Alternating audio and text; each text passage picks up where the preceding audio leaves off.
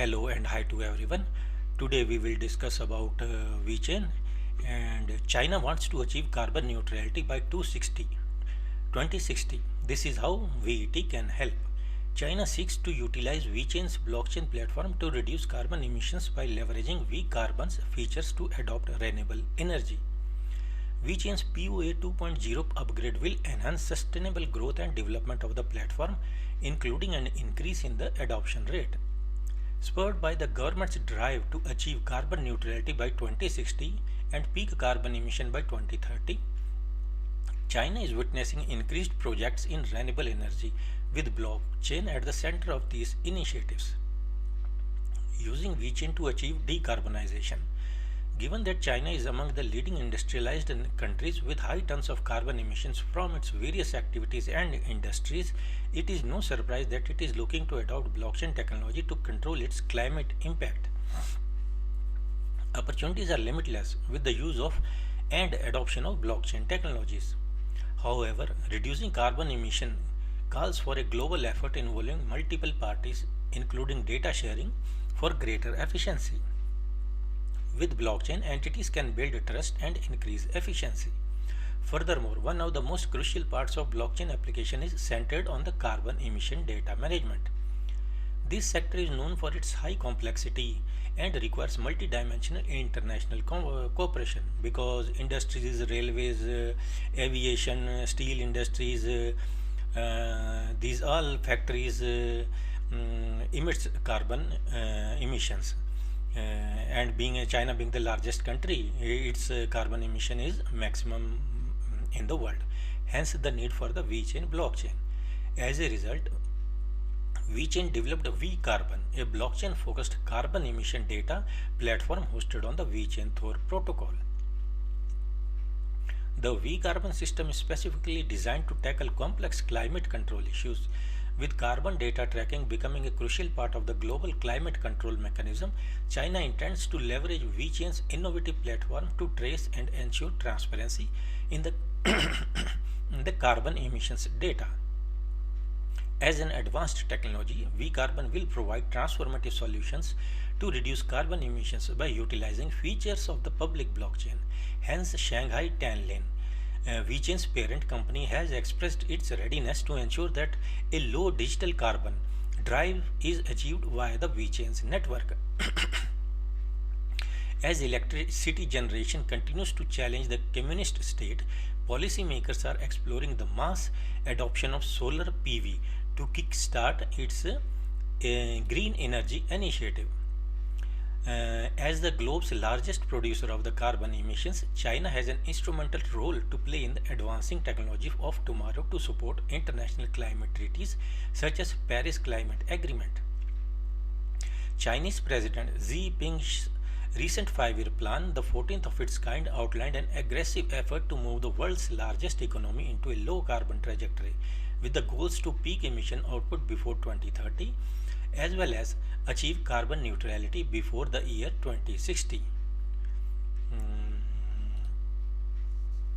The main source of carbon emission is the iron and steel industries, and the China's Iron and Steel Association said on Saturday that the industry will strive to reach a carbon peak by the end of the 14th 5-year plan period, which is 2021 to 2025, by cutting crude steel output, boosting low carbon technology breakthroughs, and using imported steels, among other measures. Which factories lead to most of the energy? It comes iron and steel, which is 7.2%.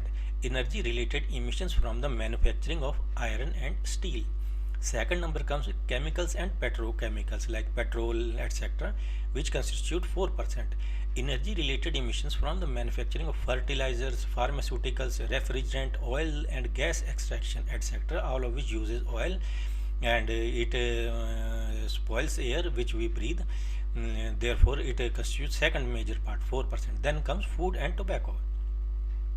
Energy related emissions from the manufacturing of tobacco products and food processing, the conversion of raw agriculture products into their final products, such as conversion of wheat into bread, because we collect wheat from the farms and it is processed and before it comes onto our table in the form of bread, it has to undergo several processes which uses electricity, energy, etc.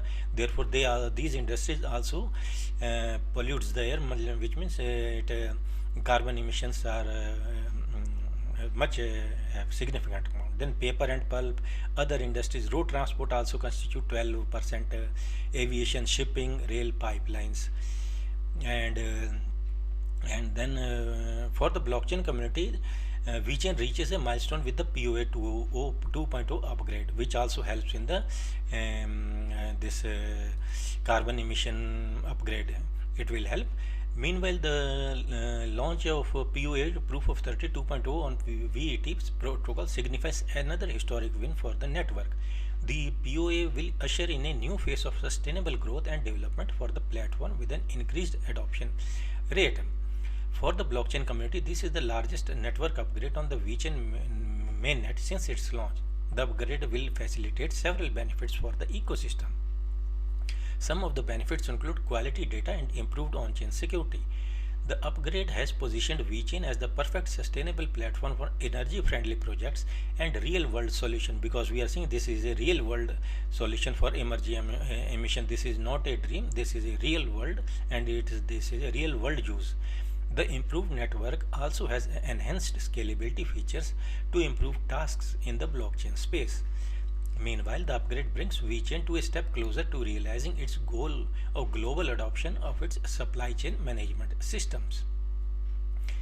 And the Jinzhou province in China was able to capitalize on the colossal 50 terawatt hours of electricity to pursue climate-centric initiatives such as installing 38,000 electric vehicle charging points by 2023, which means that in Guangzhou province, the earlier electricity was used is changed by replacing the vehicles which run on the petrol by the electric vehicles, which we are now normally seeing. Electric scooters, motorcycle, cars, all are made, and slowly and slowly the petroleum related cars and buses are now replaced. Beijing is also following a similar route, aiming for 60% of the country's vehicle to be powered by non-fossil fuels by 2030. On the basis of projections, this beats the United States target of 50%.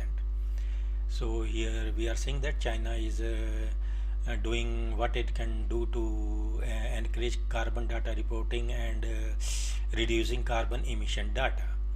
So this was all a small piece of news.